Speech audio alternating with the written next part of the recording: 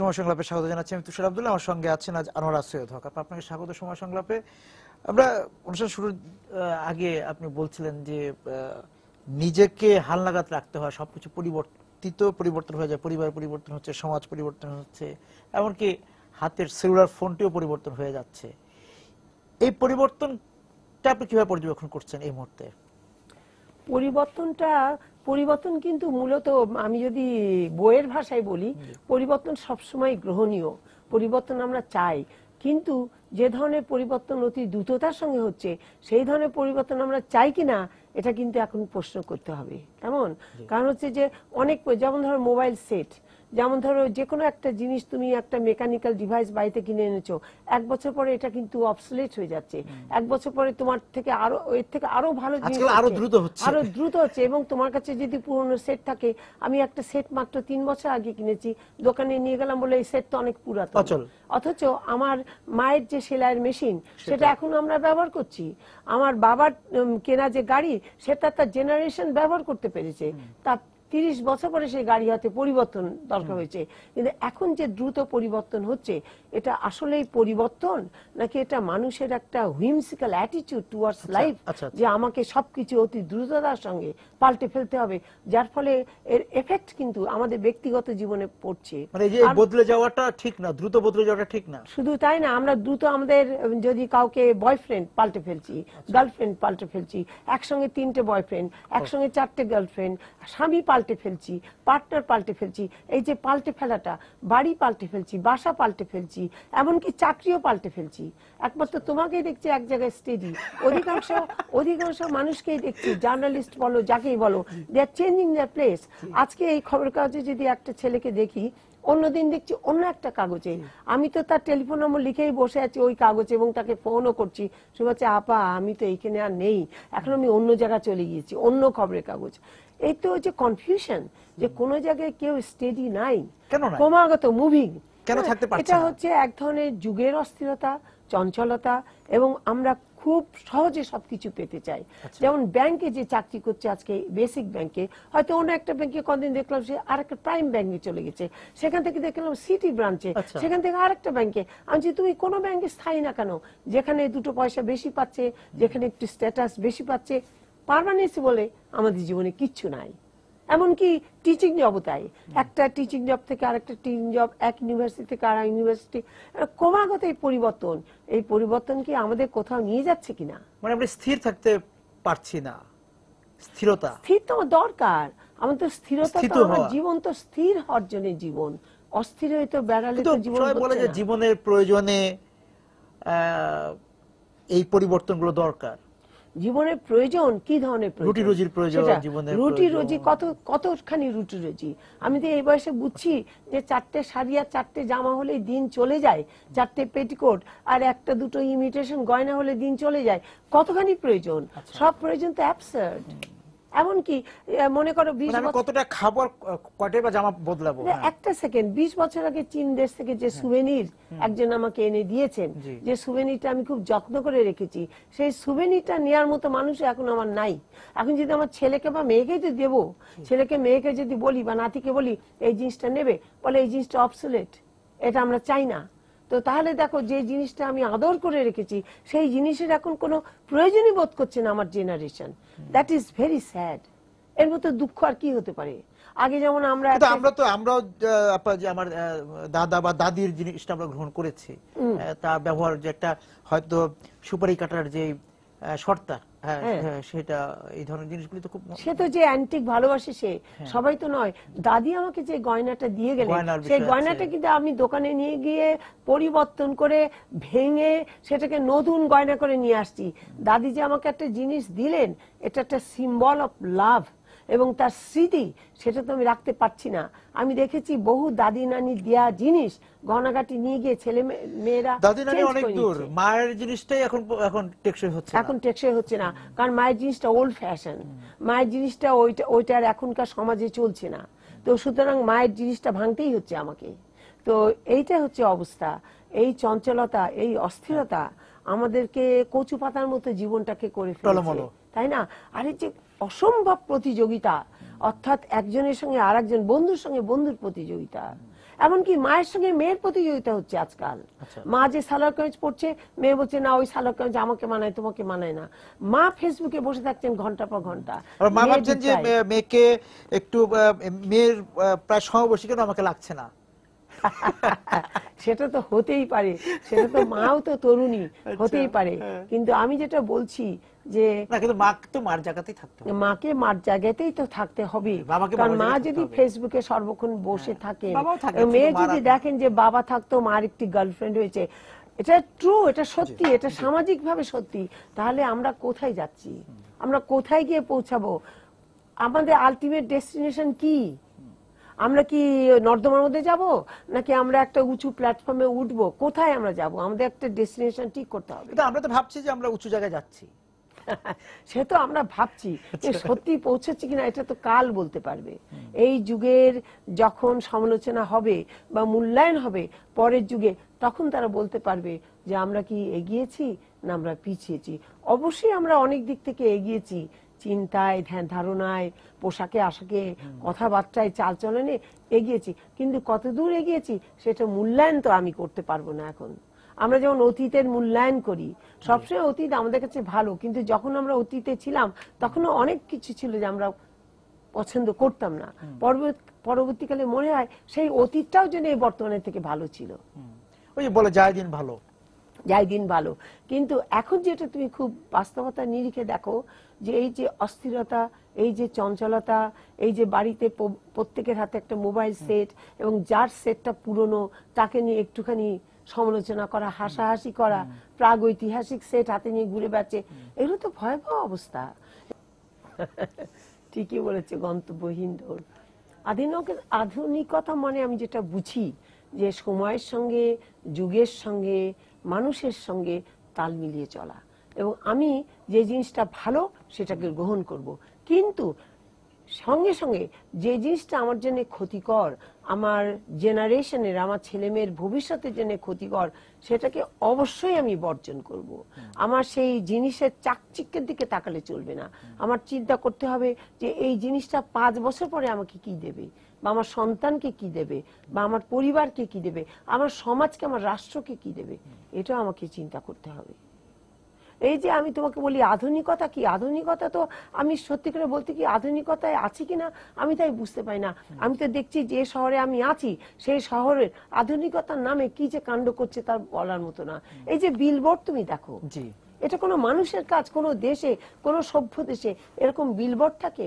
আমরা কি অপ্রতিরোধ্য গতিতে এগিয়ে যাচ্ছে বাংলাদেশ, অপ্রতিরোধ্য গতিতে যে দেশ এগিয়ে যায়, ভয়াবহ। সোজা গিয়ে তো গাটারে পড়বে, সোজা গিয়ে তো একদম খাল বিলের মধ্যে পড়ে যাবে। প্রতিরোধ করা যাবে এইরকম প্রগতি দরকার, যে প্রগতিকে আমি টেকসই এবং আমি দরকার হলে ঠেকাতে পারবো। কিন্তু যেটা অপ্রতিরোধ্য তাকে কে রোধ করবে? তার একমাত্র ভবিষ্যৎ হচ্ছে ডিজাস্টার, আর কিছু না, দুর্যোগ। সুতরাং এইটা আমাদের ভাবতে হবে। এই যে আমার পুরো শহর বিলবোর্ডে ছেয়ে গেছে, এতে নাকি অনেক কর্মী বেঁচে আছে, খাবার, তারা তাদের রুজি রোজগার হচ্ছে এই বিলবোর্ডে। তুমি চিন্তা করে দেখো, তাহলে কি যে লোকটা মাদক ব্যবসায়ী, সেও তো তার বাল বাচ্চাকে পুষছে মাদক দ্রব্য বিক্রি করে, তাকে আমি কোন সাহসে তাকে জেলখানায় নিয়ে যাচ্ছি? যে বিলবোর্ড তৈরি করে, বিলবোর্ড মাঝে মাঝে ঝড়ে পড়ে যাচ্ছে, মানুষের জীবন নাশ হচ্ছে, তারপর সেই বিলবোর্ডের জন্য বিরাট মানববন্ধন হচ্ছে, এবং বলা হচ্ছে যে এই বিলবোর্ডের জন্য আমরা রুটি রোজগার করছি, আমার ছেলে মেয়ে পরিবার বেঁচে আছে। তাহলে যে লোকটা মাদক ব্যবসা করছে সে বলতে পারে না এই কথা? বিলবোর্ডের প্রসঙ্গে আসলে বিলবোর্ডেরও তো একটা, বিলবোর্ড হয়তো বা থাকতেই পারে, একটা পরিমিত পর্যায়ে থাকতেই পারে, কিন্তু সেই বিলবোর্ডগুলির যে দৃশ্য, যে ভাষা, যে ছবি দেয়া হয়, সেগুলো নিশ্চয়ই আপনি দেখেন না। বিলবোর্ড ওই পরিমাণে একটা শহরের ভেতরে অত বিরাট লার্জ স্কেলে বিলবোর্ড হতে পারে না। সেটাই বলছি এটা আমরা পৃথিবীর বহু শহর ঘুরে বেড়াই। এই সেদিন জাপান থেকে ঘুরে এলাম, কোনোদিন আমরা এত বড় বিলবোর্ড দেখি নাই। পথে পথে একটা, তুমি যদি এখান থেকে এই যে জায়গায় আমরা বসে কথা বলছি সেখান থেকে তুমি ধানমন্ডি যাও বা গুলশান, কতগুলো বিলবোর্ড দেখো তুমি, এটা তো মানুষের মাথা খারাপ হয়ে যাবে। আর বিলবোর্ড আমাদের কি বলতে চাচ্ছে আমাদেরকে? আকাশ পরে মরুকে, ইউ ফিল সাফোকেটিং। আকাশ আমরা কোন সময় আকাশ মুখ তুলে দেখি না, কিন্তু ইউ ফিল এই যে চোখ বরাবর যদি একটু দেখা যায়, তোমার একেবারে যে আমি যে মনে হচ্ছে একটা টানেলের ভিতর দিয়ে আমরা যাতায়াত করছি, অসহ্য গাড়ির ভিড়। দেখো আজকাল তুমি বাসে করে যারা যাত্রী যারা ট্রাভেল করে তাদের অবস্থা চিন্তা করো, তাদের গাড়িতে কোনো এসি নাই, তারা যানজটে ঘন্টার পর ঘন্টা, তারপরে চারপাশে বিলবোর্ড। এটা তো মানুষকে টিপে টিপে মারা হচ্ছে। তুমি বলতে পারো যে যন্ত্রণা। তুমি মনে করো তোমার ভিলেজের দিকে, গ্রামের দিকে তুমি কোথায় সুখ পাবে? গ্রামে যে চেয়ারম্যান বা তার যে সমস্ত রাজনৈতিক কর্মীরা বা পলিটিক্স যারা করেন তাদের বিলবোর্ডে যায়, তুমি সেখানে আকাশ দেখতে পারো না? এটা কি কোনো রুলস রেগুলেশন নাই? আমরা কি একটা সভ্য দেশে বাস করছি? I question. রুচি একটা বিষয়। রুচি মানে কি? রুচির চরম অবমাননা বলতে যদি কিছু হয় তা আমার দেশ এটা প্রমাণ। আমার এই বাংলাদেশের ঢাকা শহর, এটা নাকি রাজধানী সিটি, 3 কোটি লোক বাস করে, সেই সিটির যদি এই অবস্থা হয় তাহলে চিন্তা করো মানুষের মন মানসিকতা বিকৃত কেন হবে না? একটা মাদ্রাসার টিচার একটা 6 বছরের বাচ্চাকে মাত্র 2 লাখ টাকার মুক্তিপণ পায়নি বলে গলা টিপে মেরে তার হাত পা কেটে, এ লোকটা যে হাত পা কাটলো তার নিশ্চয়ই কাটা অভ্যেস আছে আগে। একটা শিশুর হাত পা কাটা তো সহজ কথা নয়। তো সে করলো কেন? কেন কাজ করছে? একটা মাদ্রাসার একটা প্রিন্সিপাল, সে যদি একটা 6 বছরের বাচ্চাকে থেকে লোভ সামলাতে না পারে তাহলে আমরা কোথায় যাচ্ছি?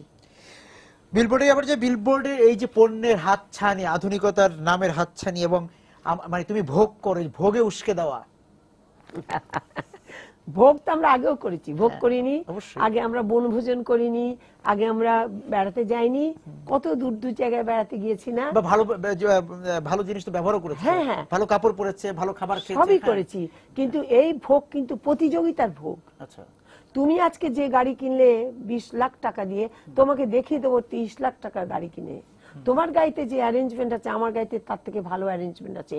এটা তো ভোগ না, এটা হচ্ছে একটা বিকৃত অসুস্থতা মনের।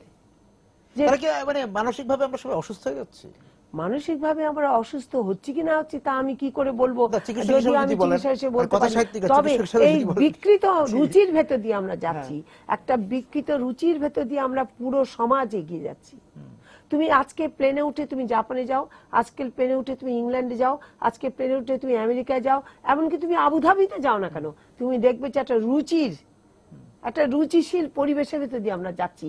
কিন্তু যে মুহূর্তে তুমি ঢাকায় নামো, প্রথম কথা তো লক্ষ লক্ষ লোক রাস্তায় ঘুরে বেড়াচ্ছে, যেটা আর অন্য কোনো দেশে পাবে না। যে কোনো মানুষ আমাদের দেশে ল্যান্ড করলে প্রথমে বলে আই ফিল সাফোকেটিং, এত মানুষ রাস্তায় ঘুরে বেড়াচ্ছে কেন? রুচির তো একটা ঐতিহ্য ছিল আমাদের। হ্যাঁ ছিল, অবশ্যই ছিল। তো সেই ঐতিহ্যটা আমরা খুঁজে পাচ্ছি কোথায়? এখন খুঁজে পাচ্ছি না তো। এই যে আমাদের ভেতরে রুচির যে অভাব, এই যে আমাদের ভেতরে যে একটা অস্থিরতা, এই যে খুব অল্প সময়ের মধ্যে আমরা অনেক কিছু করতে চাচ্ছি, এইটা হচ্ছে ভয়াবহ একটা ব্যাপার। ইভেন্চুয়ালি আলটিমেটলি আমাদের কোথাও নিয়ে যাবে না, এটা কিছু নেই। এই যে তুমি দেখছো প্রতি মুহূর্তে আমরা খবরের কাজ খুলে দিকে অত্যাচার, অনাচার, এই যে বিশৃঙ্খল একটা ভাব সমাজের, পরিবারের, পরিবেশের সব দিকে, এখান থেকে আমরা উদ্ধার পাবো কি করে? দেখো, আমি একটা কথা বিগত বেশ কয়েক বছর ধরে একভাবে বলছি, সেটা হচ্ছে আমাদের জীবনে সাহিত্যকে ফিরিয়ে আনতে হবে। সাহিত্য, এটা তুমি সংস্কৃতি বলো যাই বলো, মূল জিনিসটা হচ্ছে সাহিত্য।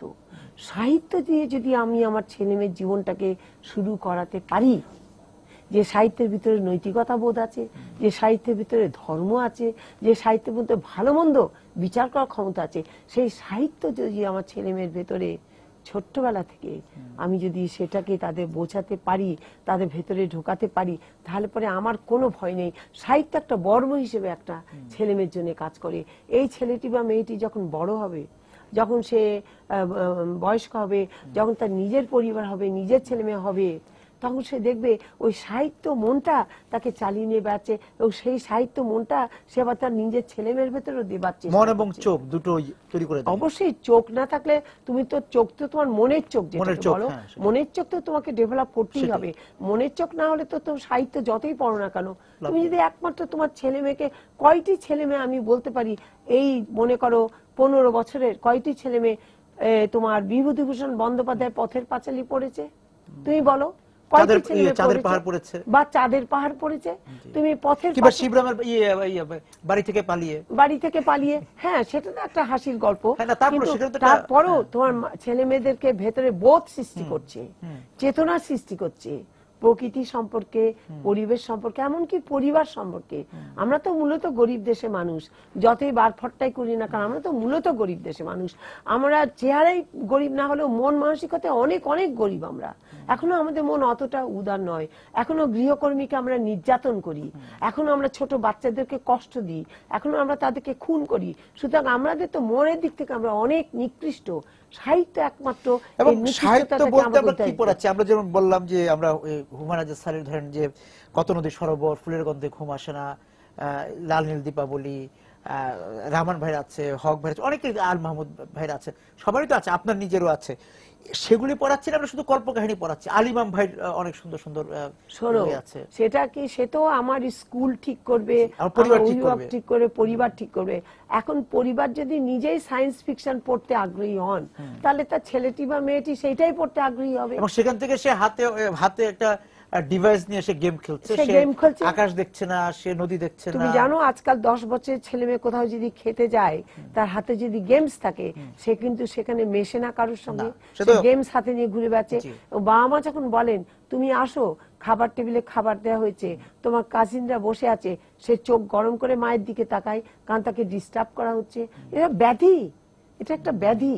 সুতরাং আমরা যে মানে প্রগতির নাম করে, আমরা যে সায়েন্টিফিক অ্যাডভান্সমেন্টের নাম করে আমি যে কোথায় চলেছি তা কোনো ঠিক নেই। ইভেনচুয়ালি আমি তো একটা যন্ত্র না, আমি তো একটা মানুষ। মানুষের যে গতি প্রকৃতি থাকে, আমি কি সেই গতি প্রকৃতি ফলো করছি, নাকি রোবটকে ফলো করছে, নাকি আমি একটা মেশিনকে ফলো করছি?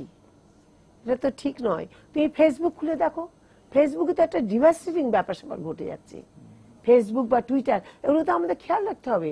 অ্যাজ এ হিউম্যান বিইং আমার জীবনের আলটিমেট চাহিদা কি? এই নিজেকে ছড়িয়ে দেয়া যে আমার বেডরুমে কি হচ্ছে তা আমার বন্ধুদের সঙ্গে শেয়ার করছি, দেয়ার ইজ নো প্রাইভেসি। এটা কি কোনো লাইফ হলো?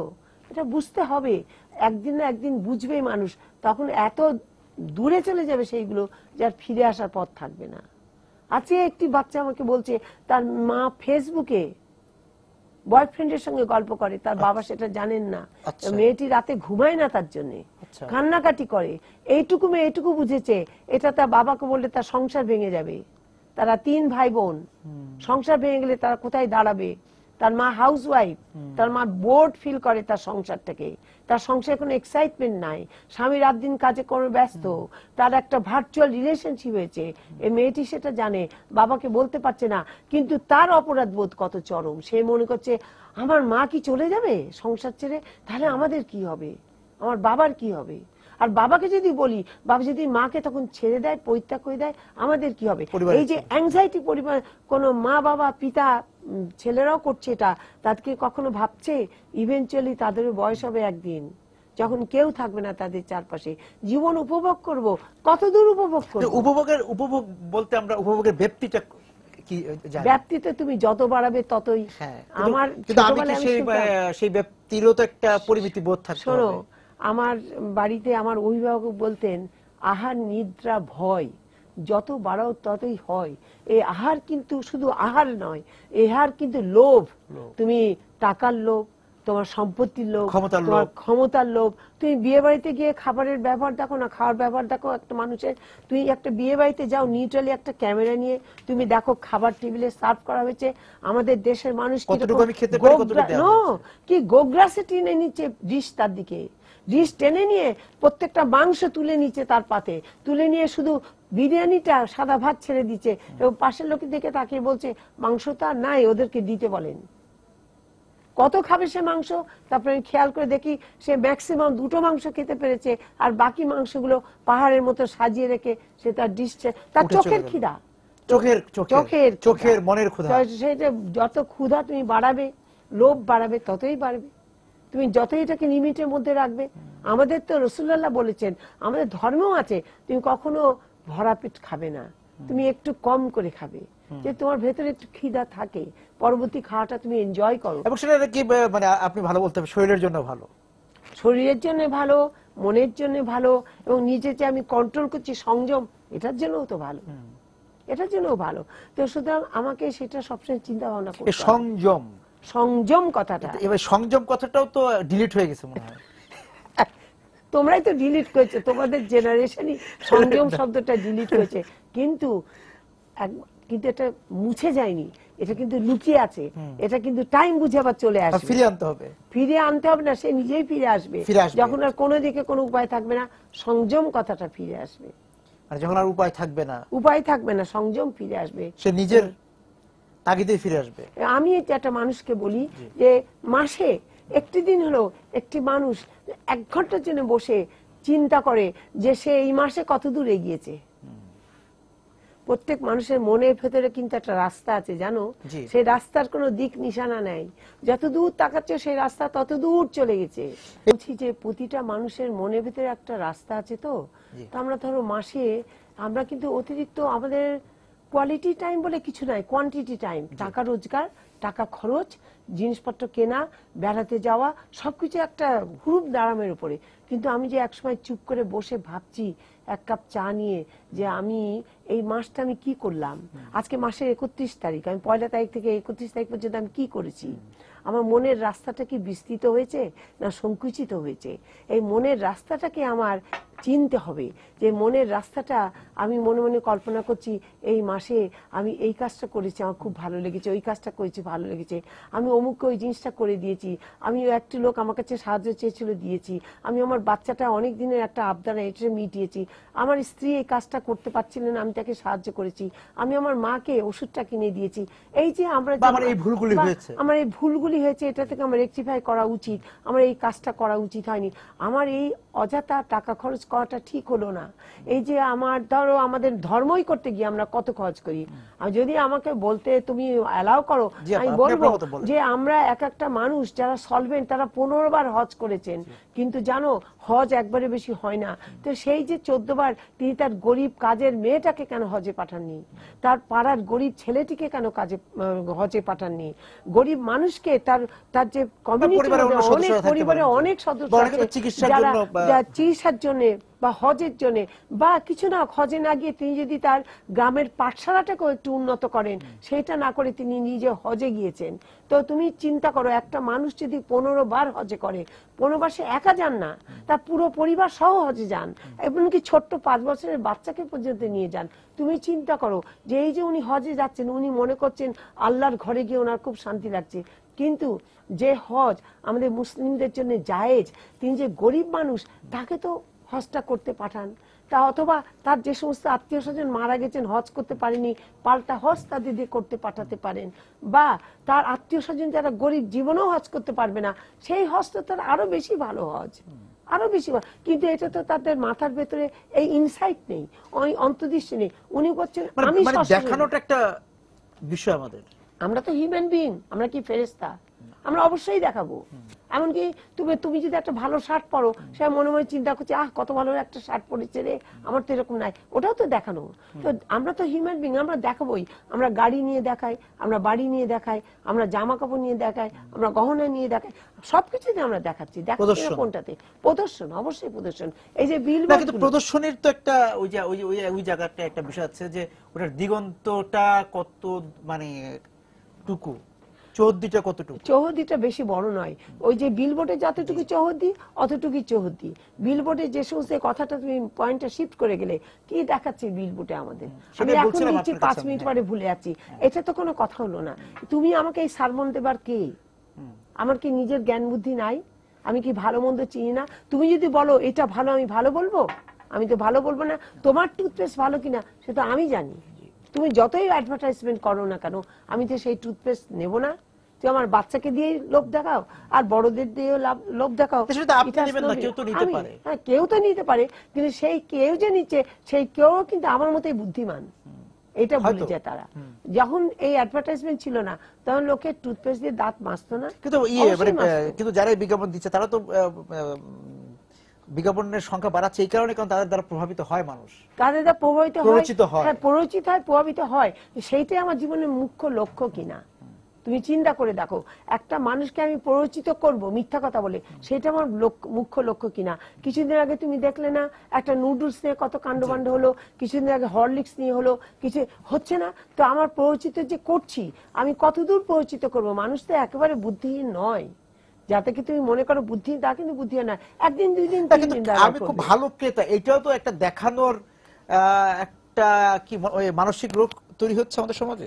মানসিক, আমরা তো মানসিক রোগগ্রস্ত অলরেডি, আর মানসিক রোগ নতুন যে করে আপনার কি চেয়ে তৈরি ভালো হবে? ক্রেতা, হ্যাঁ। বেশি কিনতে পারি। দেখো, একটা বুলেটিনে সেদিন পড়লাম, মহাজাতকের একটা বুলেটিন, জি। সেখানে পড়লাম যে আপনি যে কত টাকা দিয়ে আপনার খাসিটা বা গরুটা কিনেছেন, খবরদার এটা বলবেন না, এতে আপনার পাপ হবে। কিন্তু আমরা কি করি, খবরের কাছে লিখছি 1,25,000 টাকা দিয়ে গরু কিনে নিয়েছেন অমুক ক্রেতা, এটা কি আমার বলা উচিত? সে 2 লক্ষ টাকা দিয়ে কিনে নিয়ে যায়, আমি খবরের কাছে কি সেটা বলবো? না না, এখন ব্যক্তিগতভাবে সবাই ফেসবুকেও দিচ্ছে। হ্যাঁ, সেটাই বলছি যে আমি যে এটা বলছি, আমি ধর্ম করছি টাকার পরিমাপে, আমি বিরাট ধার্মিক, যেহেতু 2 লাখ টাকার গরু কিনে জবাই করছি, এটা তো ধর্ম তো নয়, আরো পাপ। এইটা আমি পড়লাম সেই বুলেটিনে, যে আপনি কত টাকা দিয়ে খাসি কিনছেন, কত টাকা, খবরদার এটা বলবেন না, এটা বললেই আপনার মহাপাপ এবং আপনার এই যে পাপ, উদ্দেশ্য ব্যর্থ। পাপ পুণ্যের বিচারটা আমরা করতে পারছি না, যে কোনটা পাপ কোনটা শোনো, পুণ্য। মানুষকে অত তুমি বুদ্ধিহীন ভেবো না, প্রতিটা মানুষ পাপ পুণ্যের বিচার জানে, মানুষ লোভী। আচ্ছা, লোভ তাকে সেখান থেকে লোভ তাকে ফেরাতে পারছে না। আচ্ছা, তুমি মনে করো আমরাই বুদ্ধিমান, সকলেই বুদ্ধিমান, যার সকলেই যার জানে। অবস্থান থেকে সে বুদ্ধিমান। অবস্থান অবশ্যই তারা বুদ্ধিমান, কিন্তু বুদ্ধিমান যদি বুদ্ধিমানই হয় আপা, তাহলে লোভ থেকে সে সরতে পারছে না কেন? লোভটা তো, লোভের আবার ক্ষমতা অনেক অনেক বেশি। আচ্ছা আচ্ছা, লোভের অনেকগুলো মাকড়সার মতো দাঁড়া আছে। লোভ এক বাচ্চাকে জড়িয়ে ফেলেছে, তার একটা রাক্ষসী রূপ আছে। রাক্ষসী হয়েছে, ছোট বাচ্চাটাকে মেরেছে। সে কি জানতো না যে পুলিশ এত বোকানা আমাদের দেশে? যেখান থেকে লাস্ট বাচ্চাটা হারিয়েছে সেইখানেই সে কিছু একটা হয়েছে। না, এই যে অপরাধী তো লোকটা সবসময় করলো, অপরাধের প্রমাণ রেখে যায়। হ্যাঁ থাকে, সে জানতোই সে ধরা পড়বে, কিন্তু সে লোভ থেকে, 2 লক্ষ টাকা লোভ থেকে সে নিজেকে ফেরাতে পারেনি। এখন সে সারা জীবন কারাদণ্ড ভোগ করবে, এখন সে ভয়ে ভয়ে থাকবে, এখন সে ফাঁসি হবে তার, তাও ঠিক আছে, কিন্তু 2 লক্ষ টাকার লোভ তাকে সেই মুহূর্তে অন্ধ করে ফেলেছিল। তাই এই লোভের প্রভাবে, লোভের প্ররোচনায় উস্কানি থেকে আমরা শুধুমাত্র অন্ধই হতে থাকবো? না, তুমি আগে কালকার দিনের, আর তোমাকে ওল্ড ইজ গোল্ড একটা কথা আছে, আমাদের সেটা জানতে হবে। We must revert back to নৈতিকতা। আমাদের নৈতিকতা, আমাদের সাহিত্য, আমাদের পরিবার, আমাদের যে ভালো ভালো যা কিছু আছে, আমাদের সেখানে ফিরতেই হবে। সকল ভালোর কাছে ফিরতে আজও হবে। কালক আমাদের ফিরতেই হবে। At the end of the day তুমি যখন চিন্তা করবে যে আমি জীবনটাকে নিয়ে কি করলাম, আমি যে ফাতনা করে উড়াই দিলাম, সেটা তো না। ওই যে হাজার হাজার লাইক দিয়ে উড়াই দিব, সে উড়াই দিলাম। Life is not that easy. ওইটাকে ছেলে মানুষই করে লাইফ উড়ালে চলবে না। লাইফটা কিন্তু আমরা যেখান থেকে পেয়েছি, ঈশ্বর প্রদত্ত, তাও আমরা জানি না কোথা থেকে পেয়েছি। যেখান থেকে পেয়েছি আর যেখানে যাব তা আমরা জানি না। এইটুকু পিরিয়ড মাত্র আমাদের সময়। এইটুকু পিরিয়ডের মধ্যে আমার জীবনটাকে ফ্রুটফুল করতে হবে, ফেসবুক দিয়ে না, ইন্টারনেট দিয়ে না, আমার ভেতরে আত্মিক যে চিন্তা ভাবনা, যে ফিলসফি, আমাদের জীবনটাকে উদযাপন করতে হবে। উদযাপন শুধু করতে হবে না, উদযাপন উদ্দীপনার ভিতর দিয়ে জীবনটাকে কাটাতে হবে, উজ্জ্বল করতে হবে, উজ্জ্বল করতে হবে, এবং সুন্দর করতে হবে, এবং শান্তি করতে হবে, এবং সেখানে সংযমের স্পিড ব্রেকার থাকতে হবে। সংযমের স্পিড ব্রেকার অবশ্যই। আপনাকে অনেক ধন্যবাদ আপা আমাদের সঙ্গে যোগ দেওয়ার জন্য। দর্শক যারা ছিলেন আজকে সময় সংলাপে আমাদের সঙ্গে আলোচনা, আপনাদেরকে ধন্যবাদ জানিয়ে শেষ করছি আজকে সময় সংলাপ। দেখা হবে আগামী দিন। সবাই সুন্দর থাকবেন।